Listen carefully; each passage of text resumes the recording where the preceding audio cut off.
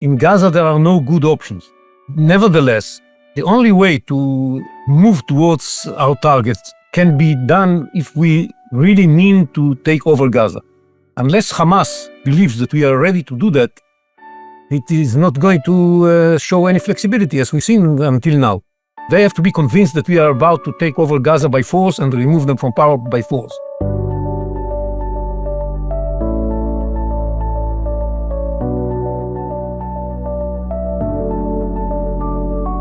Welcome to the Misgav Institute for National Security's Mideast Horizons, the podcast for anyone who wants to truly understand what's happening in the Middle East beyond the headlines and spin. I'm Lahav Harkov, your co-host, a Misgav Institute Senior Fellow, and Senior Political Correspondent for Jewish Insider. And I'm Asher Fredman, your co-host and Executive Director of the Misgav Institute for National Security. The Misgav Institute is Israel's leading national security policy center dedicated to strengthening Israel's security, its regional cooperation, and its international alliances. Every week on Mideast Horizons, we go beyond the headlines and the noise to bring you fresh insights into the most critical issues on the national security agenda in the Middle East, as well as updates on the trends and opportunities taking shape in this incredible region. Please subscribe and follow wherever you listen to your podcast to keep up to date and ahead of the curve on everything connected to the Middle East. You can reach out to us with comments, questions, and suggestions at mideasthorizonspodcast@gmail.com. And we read all of your comments and we respond. We appreciate those who have sent us very good suggestions. This week, we are going to speak to Brigadier General Yossi Kuperwasser, Cooper, who served as head of IDF research and analysis in IDF Intelligence. He also served as the chief intelligence officer of Central Command, responsible for the Palestinian arena. Today, he is the director of the Disengagement Institute for Security and Strategy. He was also one of the founding fellows of the Misgav Institute. But before we speak to General Kuperwasser, let's talk about some of the developments taking place just this morning. So we are talking, I think, hours before the cabinet is expected to vote on what exactly is going to happen in Gaza. The expectation is they're going to intensify the fighting in Gaza. What exactly that means is not clear, but it seems that the IDF is going to move into the 25% of Gaza that it doesn't control. The hostages are held in some of those areas. So that's something that, is very controversial here in Israel, because in the past, when the IDF has gotten close to rescuing, the IDF has successfully rescued some hostages, but there was also a case where the IDF was very close to where some hostages were located and Hamas executed 3 hostages rather than have the IDF rescue them. So there is a worry in Israel that this is going to be a danger to the life of the hostages. On the other hand, the war has been dragging on for 22 months now with no end. And so, the government wants to try something different, try to push Hamas even more to try to reach that total victory and eliminate Hamas control of Gaza. So that's where we are with that. Asher, do you think that this is the right move? Well, it remains to be seen what the IDF will actually do. We saw with the Gideon's Chariots operation that despite sort of the bombastic statements, the underlying logic of that operation remained not defeating Hamas, but pressuring Hamas to release the hostages. And it remains to be seen what will happen this time. But in a sense, I think also this idea that Israel will have to take over the entire Gaza Strip was in some ways inevitable due to the international discourse regarding Israel's responsibilities for the humanitarian situation in Gaza. So what I think happened was that Israel assumed that the expectation of it would be that it had to ensure that sufficient food for the Gazan population was entering Gaza. But it turned out that the international demand, which I think is unique to Israel, is that Israel's responsibility is to ensure that every Gazan receives sufficient food, despite the fact that we know that Hamas and criminal gangs and powerful families and clans are stealing the food. So given that much of the food is being diverted, Israel still has to make sure that food reaches every Gazan. And we know that they're stealing the aid and putting it on the market. Let's just say it's pretty absurd. Right. And look, you said it's unique to Israel. It's not just unique. It's like unprecedented. It doesn't make any sense. Unless they want Israel to move in and be the actual governors of Gaza, which I think nobody wants. Israel doesn't really want that, and the world will consider that an illegal occupation. How is Israel supposed to make sure every single person is getting the food they need beyond just making sure the food gets into Gaza? Right. The food is coming in as aid. There are markets or around Gaza, right? So we know that people are stealing the aid and selling it in markets. The argument, though, is that the prices at the markets are too high for the average Gazan to afford. So Israel needs to bring in enough food so that the prices in the market will be affordable to the average Gazan, or that they'll have alternatives and they won't have to go to the market. And like you said, I think that's unprecedented. And in a sense, I think part of what's been called the failure or the mistake of Israel was in failing to understand that it was being this new expectation. But if that is indeed the expectation, that is a very, very short step to say, well, then in that case, Israel has to take responsibility for everything that's going on in the Gaza Strip. So I want to, just before we move to the domestic Israeli part, I want to clear up what I think is a misconception. A lot of the news articles use the word occupy, that Israel's going to occupy Gaza now. And it's not incorrect. That is a correct military term, but I think that the connotation for a lot of people is that Gaza is going to look like Judea and Samaria, which that the IDF is going to be there for a long time. Maybe some Israelis will move in there. I don't think that that's the intention or the plan. The idea is just that the IDF will move into further areas of Gaza and do what it's been doing for the last few months, right? Because for the first year and almost year and a half of the war, Israel would do raids. They'd go into a place and then they'd get out. But once we saw that the terrorists just came back to any place that the IDF left, which honestly, I don't know why they didn't realize that in the first place. I'm not a military strategist, and I probably could have told them that. But just to point out, I mean, people, these fighters are, for the most part, they're not even in the tunnels. What they are is they're in the humanitarian area. They're in the Mawasi. They're just hanging out, and they're waiting for the IDF to leave, and then they'll just leave this humanitarian area. The IDF is not operating in these humanitarian areas, and they just resume their terror activities in every area that Israel pulls out from. Right. So since March, the idea has been that Israel is going to come take a place and the soldiers will stay in that place so that Hamas doesn't come back. But it's not like Israelis are moving in to live there and to stay forever. It's a military-only occupation. And I think that the use of the word occupation as opposed to, to conquer, to control, to take over. I tried to use a lot of others when I wrote about it because I realized that when I saw occupation, they would jump to a different conclusion. So I just wanted to clarify that point. And it's a good point. And also, I think the word annexation in that context also is less accurate because at this point, Israel is not talking about annexing Gaza or applying its sovereignty over Gaza.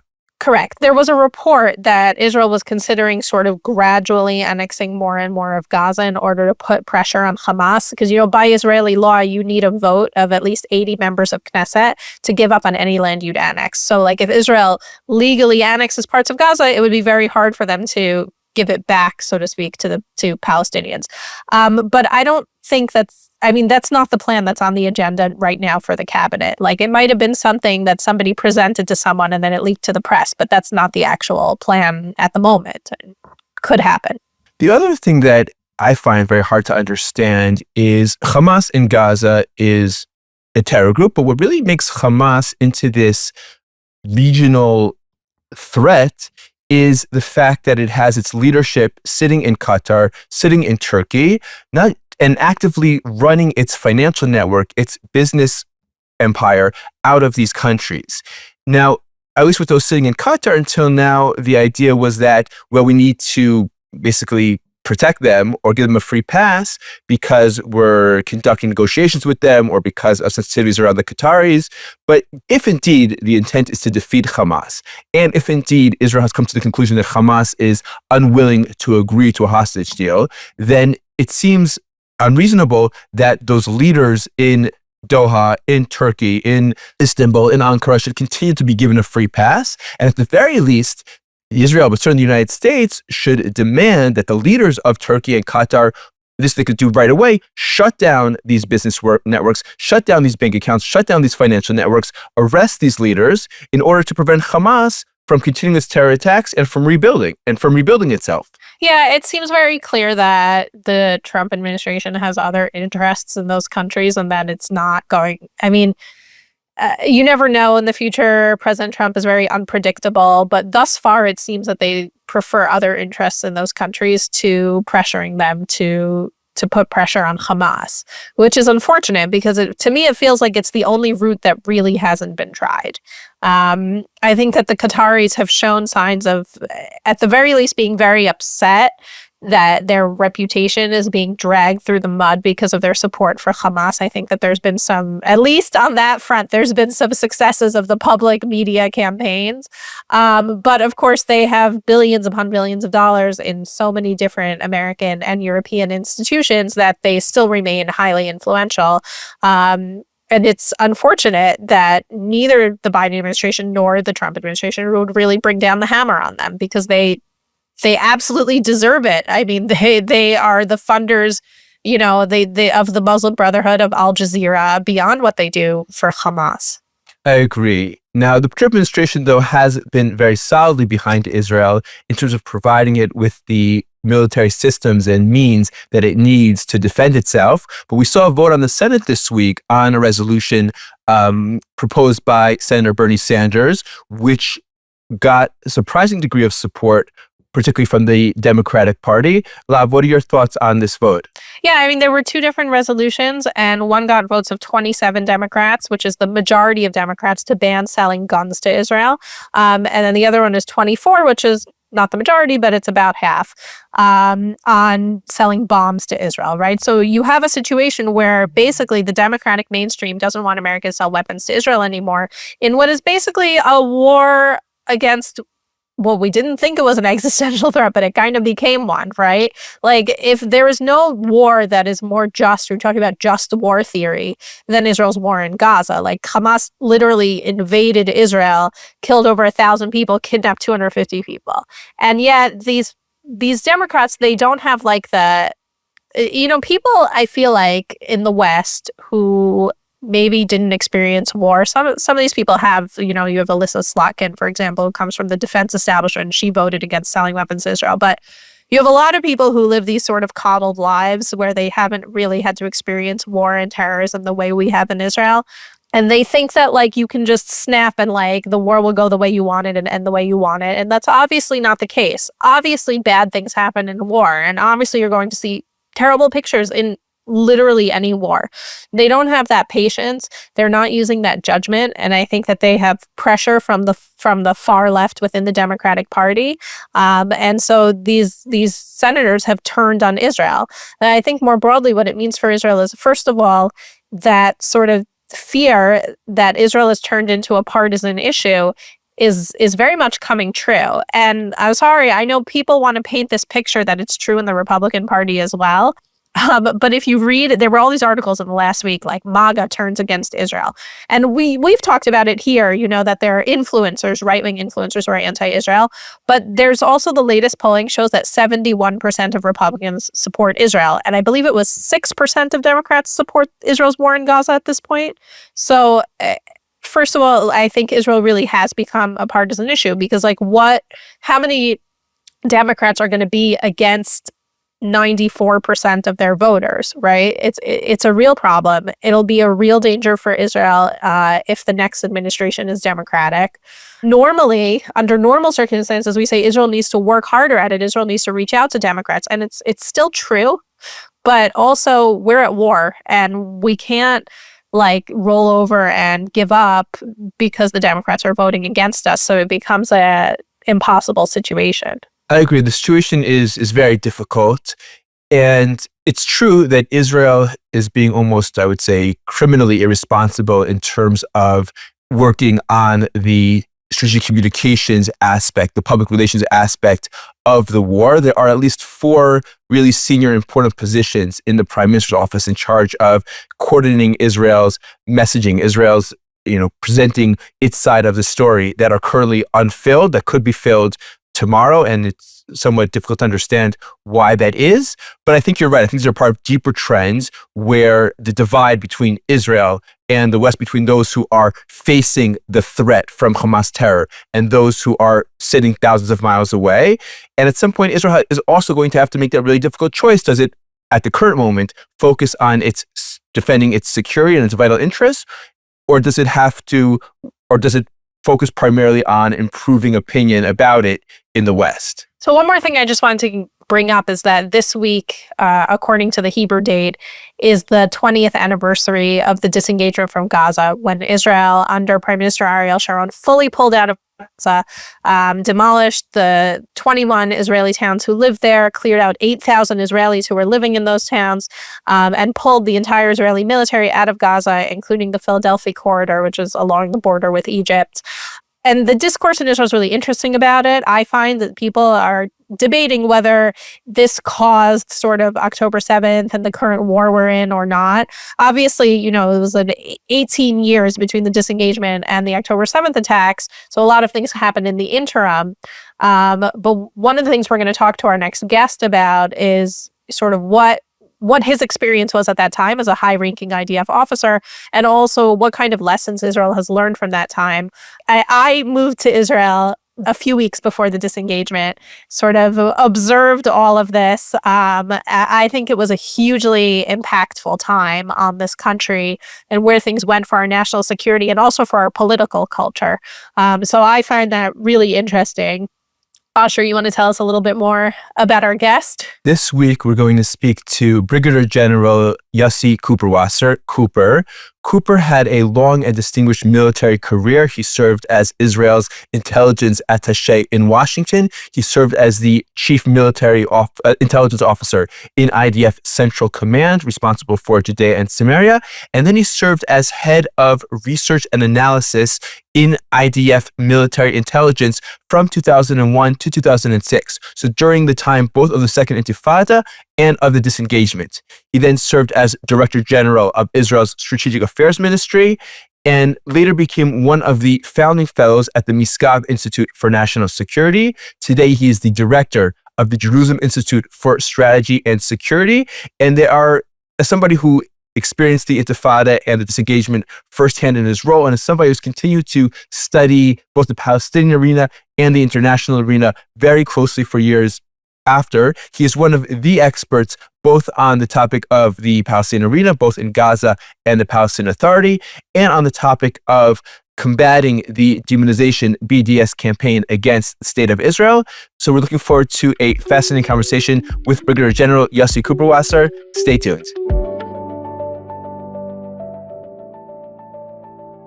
Yossi Kuperwasser, Cooper, it's great to have you on the Misgav Mideast Horizons podcast. And I thought we'd start with a question that I received this morning from one of our listeners of the podcast. And he asks, why does Netanyahu think it's a good idea to annex all of Gaza? How does it really differ from the situation of the most recent part of the war? What can it further accomplish? Won't it end up leading Israel to take more of the blame for the humanitarian crisis? We heard the reports last night that Israel is intending to capture, conquer all of the Gaza Strip. Do you agree that's a good idea? And if so, why? First of all, thank you for having me. It's good to be back home. Secondly, it's a very difficult question. We start this right away with difficult questions, but okay, we'll take it. In Gaza, there are no good options. That's the problem in Gaza. You can, whatever option you look at, you can only very easily point at the reasons why you shouldn't take it. It's any option. The option of continuing to do what we have done in the last 22 months is not a good option because it doesn't make enough pressure on Hamas in order to release the hostages and to accept the idea that they should give up their arms. So we end up with nothing. The option of succumbing to Hamas demands and leaving Hamas as the armed power in Gaza, ruling Gaza with and preparing themselves for another 7th of October and sending a message to everybody around the Middle East that and beyond that 7th of October was a successful attack and that's why everybody should follow. It's a very bad idea too. And taking over Gaza is also a bad idea because you end up being responsible for the population of Gaza. And there's going to be a lot of criticism around the globe. And beyond all, you cannot guarantee that you are going to get all the hostages alive, those who are still alive. And so none of the options is a good option. And the reasons not to take them are very sound and true. Nevertheless, the only way to move towards our targets, which is, as the goals were defined, releasing the hostages, removing Hamas from power, or defeating Hamas militarily and from the government to point of view, and guaranteeing that Gaza is not going to be a launching pad for another attack like the 7th of October in the future, can be done if we really mean to take over Gaza. Unless Hamas believes that we are ready to do that, it is not going to show any flexibility as we've seen until now. It's they have to be convinced that we are about to take over Gaza by force and remove them from power by force. And we have not managed to convince them that this is our intention until now, because it was not our intention. That's very simple. They read us very easily, and that's why they didn't act the way we wanted them to act.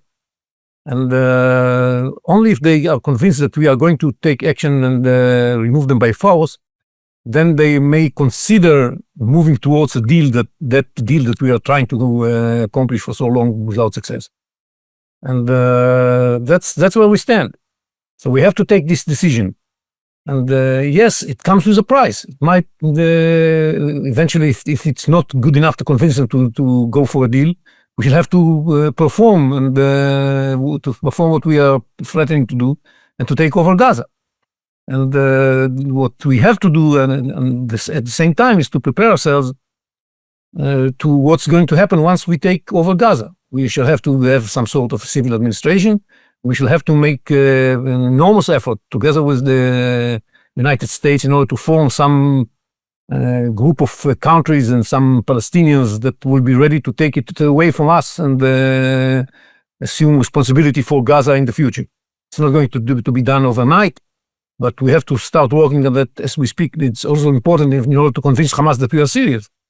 We are really preparing ourselves to this eventuality.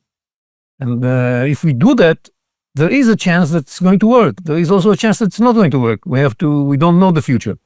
We have to make our utmost efforts in order to make the chances that it's going to work bigger than they are, and to mitigate all the bad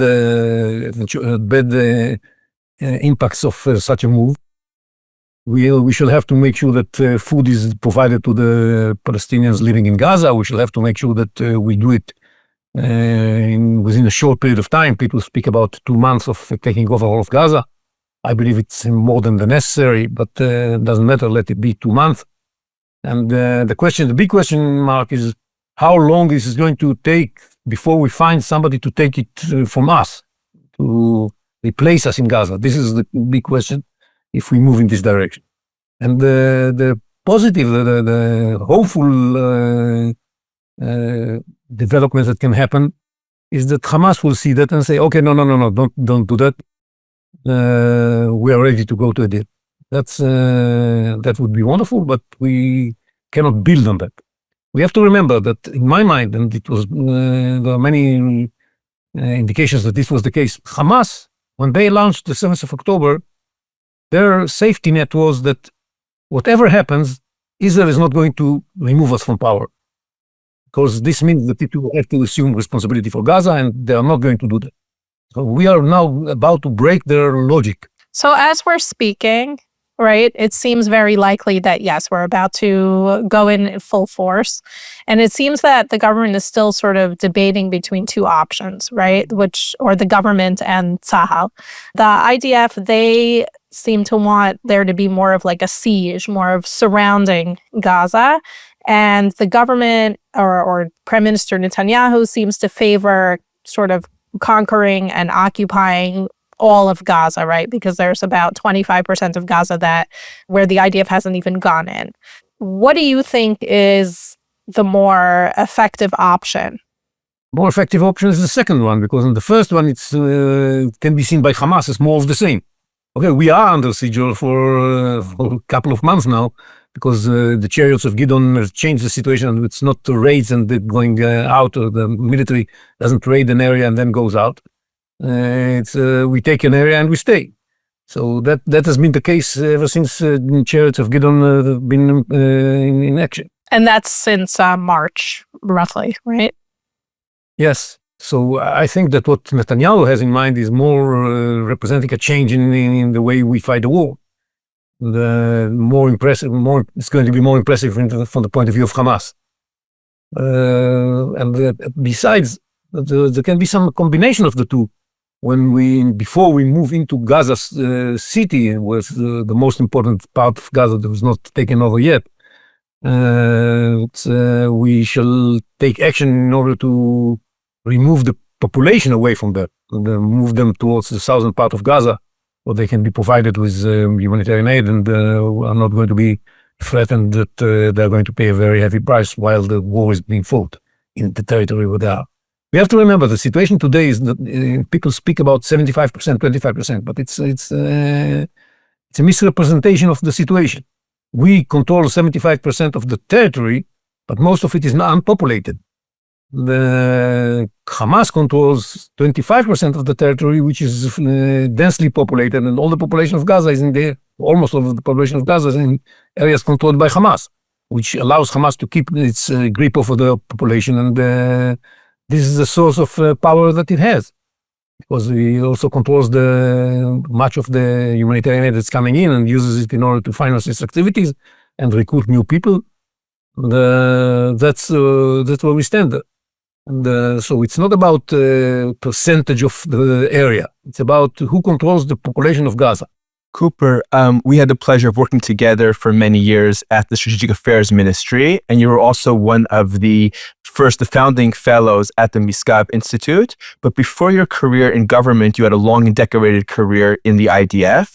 And in 2005, you were head of research and analysis in IDF Intelligence, in military intelligence. During the period of the disengagement from Gaza, the expulsion of the Jewish communities and Jewish residents from Gaza, the decision to hand Gaza over to the Palestinian Authority, which was later taken over by Hamas.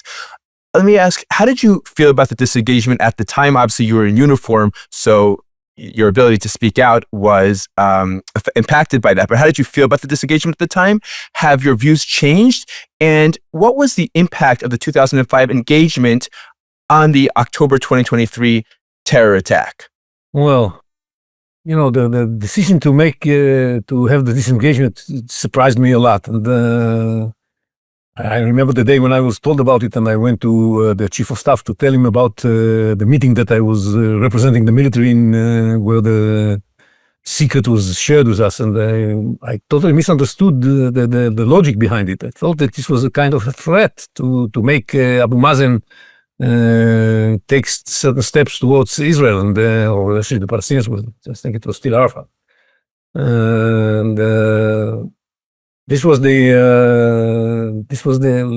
logic that I attributed to this strange move by Sharon.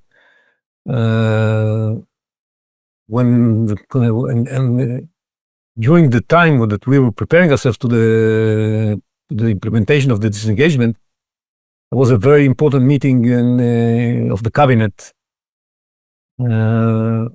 which the major issue of discussion was the Philadelphi Corridor. Should we leave the Philadelphi Corridor or not? And I'm saying it because disengagement by itself is a strange move, but leaving Philadelphia was even stranger, because for me it was clear that this was going to be used by the Palestinians in order to bring in enormous amounts of weapons, and God knows what's going to happen next.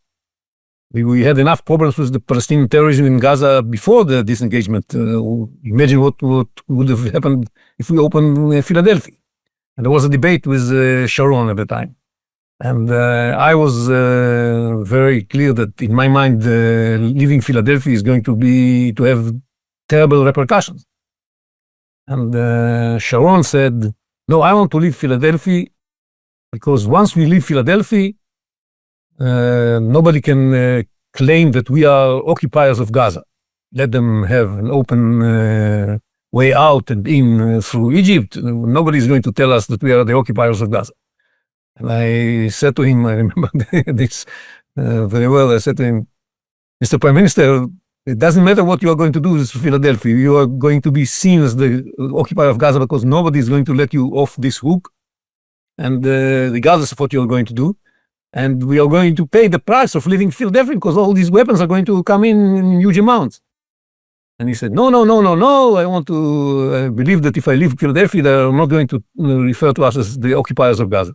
Of course, he was terribly wrong, and that we paid the heavy price.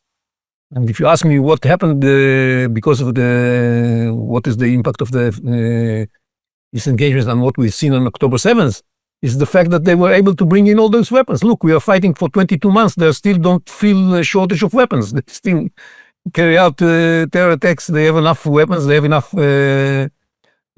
shelters, to keep their terrorists safe.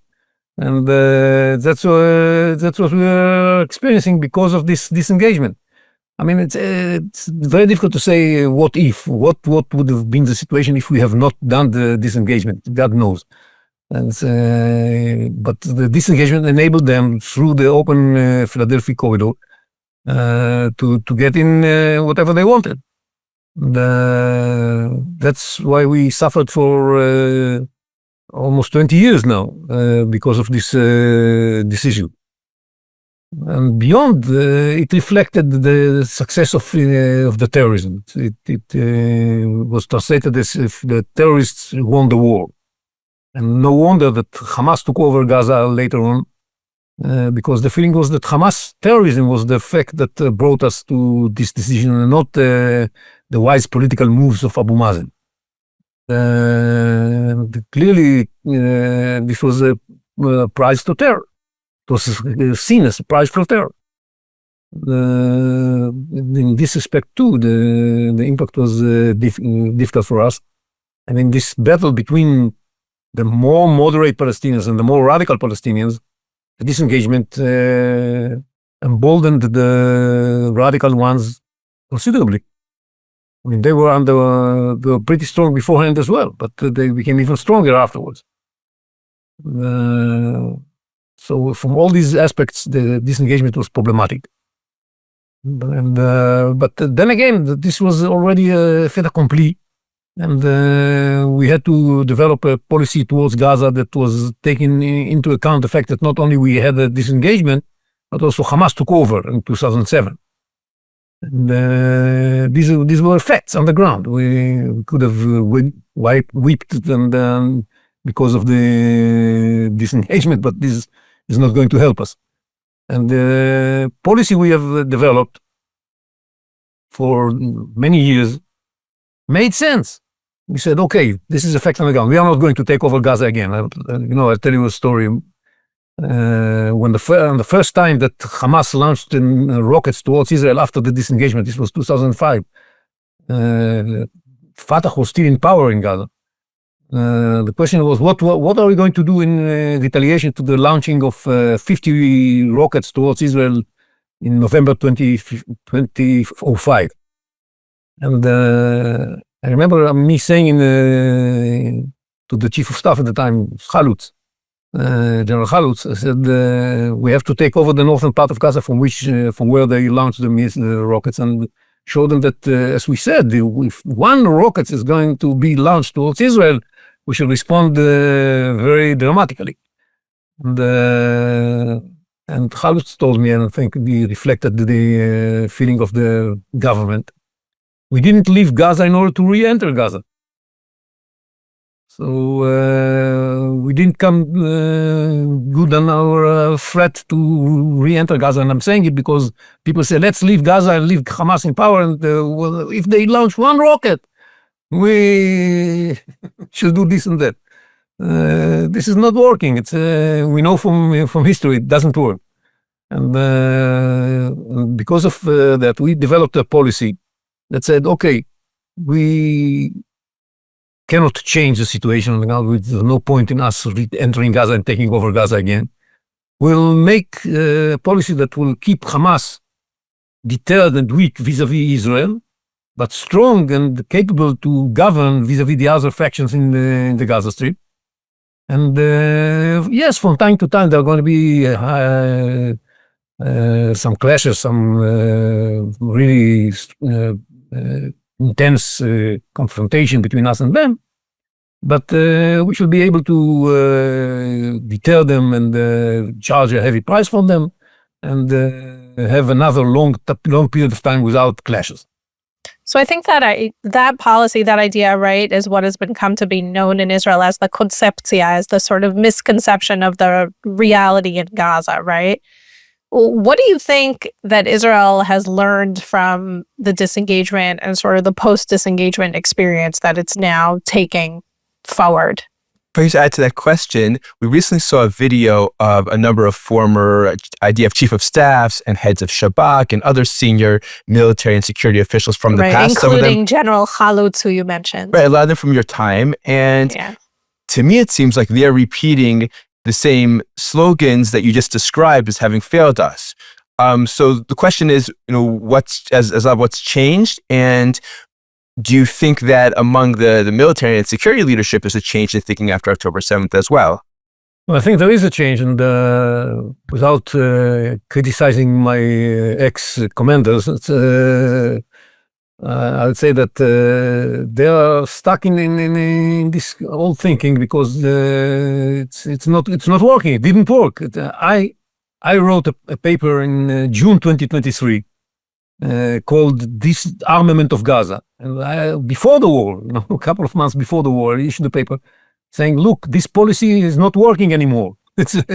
We believe that Hamas is deterred. Hamas is not deterred. Our policy that allows them to arm themselves to the teeth without doing anything about it is going to cost us a lot. And it's better to disarm them even by force without the international legitimacy and without domestic legitimacy and knowing that we are going to pay a heavy price. It's still better because the alternative is that they are going to be those who are going to have the initiative, and the price we are going to pay is going to be much, much, much higher. And I think by now everybody realizes that I was right at the time. At the time when I presented that to all kinds of people, they said to me, Cooper, what's wrong with you? Don't you know Hamas is deterred? Don't you know that Hamas is weak? I said, no, Hamas is not weak and it's not deterred. There are not many people who wanted to listen to it. But now I think everybody understands this is the case. I think. Turns out it's not the case. Some people want to go back to where we are. Look, Hamas has not changed. Hamas' raison d'etre is to destroy Israel and to wipe it off the map. Hamas' raison d'etre is to have Palestine from the river to the sea without any Jews. This is the Hamas reason to keep ruling Gaza. It's not because they like providing water and sewage to the people of Zaytun.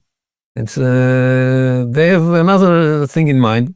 And if we are not going to do anything about it, they're going to, well, it's going to take them some time, but they're going to be back on our doorsteps.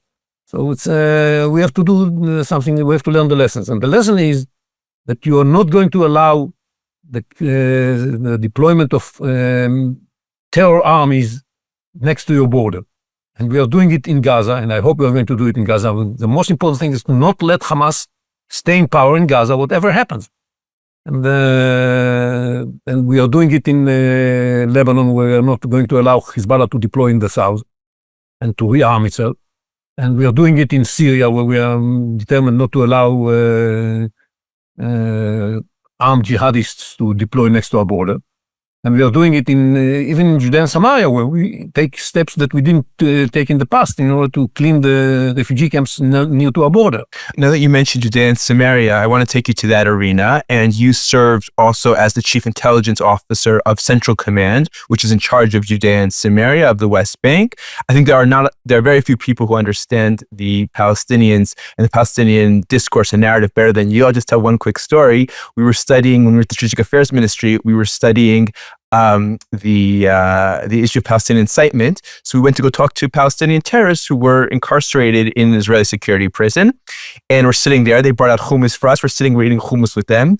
And one of them says, I was part of this terror group that in Shechem, in Abbas, would come out and shoot. And you said, oh yeah, I was in this post, and you would come out and shoot at us every night. All of Shechem would come out and shoot at us. And he said, oh no, it wasn't all of Shechem. We were only 5 or 6 people. And we're sitting there laughing with them and eating with them hummus. But given your experience with the Palestinian Authority, what do you think should be Israel's future goals with regards to Judea and Samaria, the West Bank? Abu Mazen at some point is going to leave the international stage. What should be Israel's vision or Israel's plan for the future of the West Bank? Well, the future of the West Bank is very bleak at this point because, as you say, everybody realizes Abu Mazen's the glue that keeps everything together is going to leave us sometime soon. He's 89 years old. And this is not going to last forever. And everybody is preparing themselves for the day after. And we would like to see the Palestinians governing themselves in a authority that is able to fight against terror and to care for their people. That's what we want to see happening. But the prospects of that taking place are not very high because everybody is there preparing to hold the throat of his friend or opponent. And so many local landlords are going to be saying something about how the future is going to look like. It's very difficult to avoid the chaos. And I'm quite concerned about what's going to happen there. I am afraid that the most probable scenario is chaos, and which is something that we are determined not to allow happening, which would require our intervention, to prevent it. That's not something we would like to see, but we might be forced to do in spite of the fact that we don't like to see. Just like in Gaza, we didn't want to enter Gaza, but we are forced to. And that's, I'm afraid, what's going to happen in Judea and Samaria as well. But if you ask me what we want to see, we want, as I said, to see Palestinian self-rule that can take care of the betterment of the lives of the Palestinians in this area, that would live in peaceful relationships with Israel. That's what we would like to see, and we are trying to convince the world that something has to be done in order to make it happen. First and foremost, to change the education system and stop the incitement. And because what's happening right now is that the incitement helps the Palestinians to keep inculcating in their minds the narrative of the Palestinians. It's very problematic from our point of view, that calls for a continuous struggle against Israel. There's at least one big difference between the struggle that is recommended by the PA and the struggle that is recommended by Hamas. Hamas favors an armed struggle with terrorism and killing babies and these kind of things. The Palestinian Authority thinks that though this is legitimate activity, it's not recommended at this point of time, and we should go for the popular struggle that is more using violence without the use of firearms and explosives. That's what they have in mind. They're still in favor of a struggle, but in more moderate ways. So if we go back to what you said about the possibility of chaos in the aftermath of Mahmoud Abbas, I remember years ago, Zev Elkin took this up as like his cause. I'm trying to remember if he was a cabinet minister, he was the head of the Foreign Affairs and Defense Committee, but he kept warning that Israel needs to plan for this. Do you think that Israel has a plan? What happens if there's a breakdown of the Palestinian Authority after Abbas dies? I think some attention was given to this issue before the war. And this was on the agenda. I remember me speaking about presenting the 5 options that I had in mind about what's going to happen in Gaza, in the PA after Abu Mazen in the Knesset, some discussion in the Knesset. But once the war began, the thinking about what's going to happen in the PA took a backstage, and much less attention is being given to that. I think the government should pay more attention to this issue, because this is going to happen one day. It's always going to happen by surprise. All of a sudden, Abu Mazen is going to have some disease, and I don't know what's going to happen. He would have to leave the post he's filling now, and there's going to be a big void that would have to be filled, and nobody would know what's going to happen, and this is going to be caught again unprepared. So I think since this is an eventuality that can be thought of, we should rather think about what to do. I mean, there is this new idea that Barkat is trying to promote of the Moti Kedar idea of the Emirates. I wish them luck, but I don't think it's more like it's going to happen by itself, because during the chaos, everybody's going to be busy with its own fiefdom and Rajub can be strong in Hebron, and Tirawi can be strong in Nablus, and Hussein Sheikh can be strong in Ramallah, and it's going to fall apart, and there are all the families and the clans that are strong in all kinds of places. They don't have a culture of state, of even an autonomy that can be functioning. They're still made of a lot of small elements that comprise together something that's called the Palestinian people. There is people who do it on the Palestinian side, but it's not strong enough in order to convince everybody to give up their interests in favor of something that's bigger than their own interests. And as long as there is this glue, Abu Mazen or Arafat, it was possible to keep them all together. But once this glue is going to fade away, I'm not sure that this is still going to be the case. The war in Gaza had a very significant impact on global public opinion, including in the United States, particularly among youth, but among people from both parties, from all political affiliations. And we've been seeing, on the one hand, criticism, which is obviously legitimate. On the other hand, campaigns of delegitimization, demonization. You led both within the government of Israel and outside the government of Israel the campaign, the fight against delegitimization, BDS. What do you think Israel can do, given the realities that you described in Gaza? What can Israel do in order to counter these anti-Israel campaigns and to strengthen, improve its international standing in the global arena? Well, a lot. Israel can do a lot. And I recommend watching the webinar we held in the Jerusalem Institute for Strategy and Security a couple of days ago with Professor Alan Dershowitz and Michal Kotler-Wunsch, that is the Israeli envoy for combating anti-Semitism, and with Adam Milstein, who founded the Israeli-American Council, that referred to this issue. And what Dershowitz was saying there was really worrying, and because he pointed at the fact that anti-Israeli sentiments are not only confined to the radical left, but you can see them in other places in the United States, and especially among young people. And it's when you look at the future, it's going to be a major problem. And that's why Israel should take severe steps in order to be ready to and prepared to fight this war as well. Now, first and foremost, I think we need intelligence. You can't fight a war without intelligence, and we don't spend a penny for intelligence on this issue. But maybe just clarify that. I don't think you mean the Mossad is going to start gathering intelligence on youth movements in America. So can you just clarify what you mean by intelligence? I don't think the Mossad necessarily, but I think Israel should invest money and resources in collecting information about what is actually happening to better understand the phenomena and understand who's standing behind it. I'll tell you something, for example, talking about intelligence. This starvation campaign was not happening just out of the blue. All of one day there was a picture and there was a campaign. No. This was a well-planned campaign by Hamas and its supporters in the media, and we should have known about it in advance and prepare our counter-offensive in advance. We could have done that.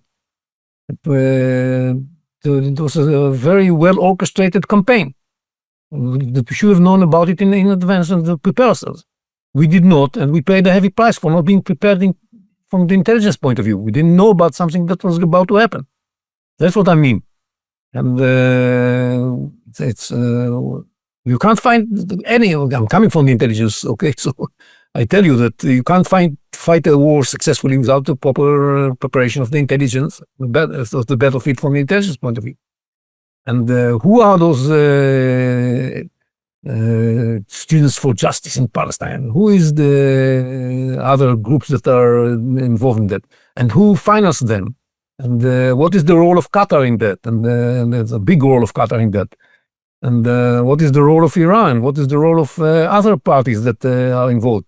What is Hamas' role? What the Palestinian Authority role? The BDS organization is an organization. You should know much how it functions, where does it get this money from? Many people think that all kinds of billionaires are behind that. So what are their role? Some of them are Jewish, right? And there are many Jews that are involved in this effort as well.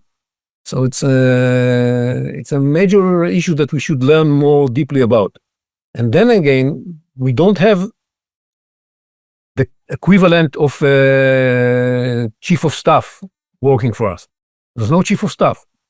So there's nobody in the government and when the government convenes a meeting on the war, there's nobody sitting there and saying, look, this effort that you were talking about encircling Gaza and taking over the rest of the 25% is going to cost us a lot in the field of public opinion.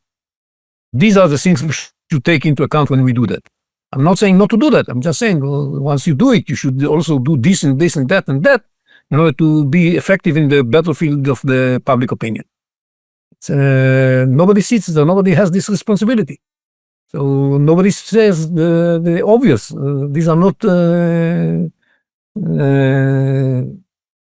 missile engineering, but it's very simple. But these are certain issues and things that you need to do. And if there's nobody who says because nobody's responsible for that. And unbelievably, we are fighting this war for 22 months now without somebody who's in charge of the public sphere.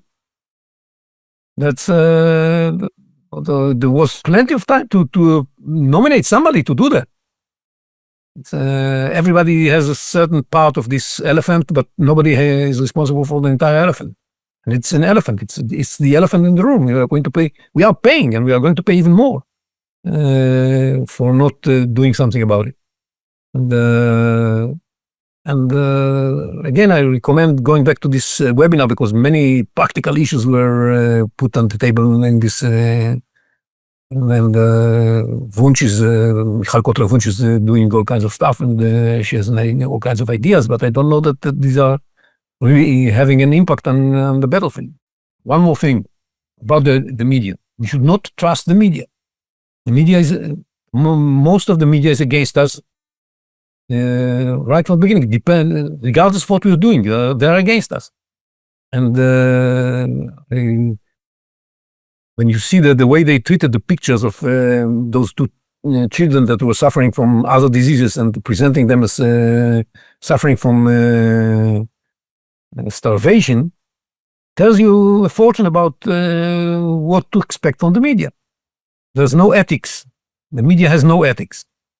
And you have to take this into account. You don't expect the media to be ethical because they're not. New York Times has no ethics when it comes to Israel. They have no ethics. Unfortunately, yeah, that is the case. They just republish Hamas propaganda as if it's true. Well, Yossi Kuperwasser, thank you so much for being with us. Your insights are always interesting and enlightening. And so we hope to have you back sometime. Thank you.